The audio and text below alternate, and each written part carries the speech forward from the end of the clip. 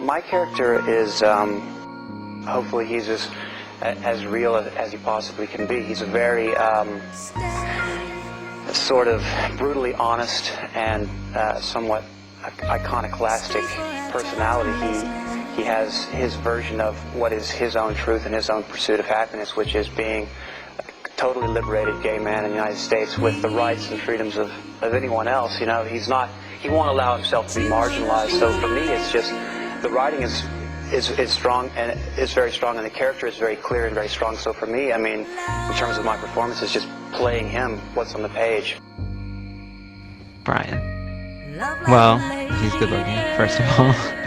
And I think Brian's like one of those guys, like those dark, mysterious, sort of tortured individuals that the dramatic people are attracted to, and sort of self-destructive people are like, if I could just love him, I could heal him and make him all better, like that kind of thing. He's kind of like that. Like his appeal is like, I could make him love me. His appeal is that he's a challenge, and that he fights off love, and so it makes you want to give it to him more.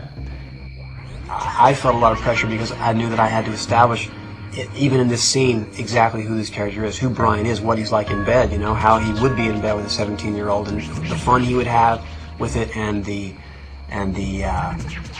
mischief he would have, and all those things. And that's all I wanted to make sure happened. You're laying, completely naked next to this person, and the scene you're playing is that you're not, we weren't making love. We weren't, we weren't lovers. We weren't companions. This was a one-night stand, supposedly. And so that's all there was just our experience together to kind of keep me in the scene. And it was great because it allowed me to play that. I felt that. Brian is fearless. I think he's a guy who knows how he wants to live. He's got a chip on his shoulder, he's got problems, he's got demons, but he is unapologetic. He's angry sometimes. He's very complex, but I think he's very real. Brian is obviously a very sexual character, but the first thing that I think of Brian is that he's a very moral character. And I know a lot of people would disagree with me. But the reason I call him moral is because what is a moral person? A person who lives by their moral code, which Brian does. And like he says in the episode, one of the episodes says to Justin, I believe in fucking, not love. He lives by what he believes in.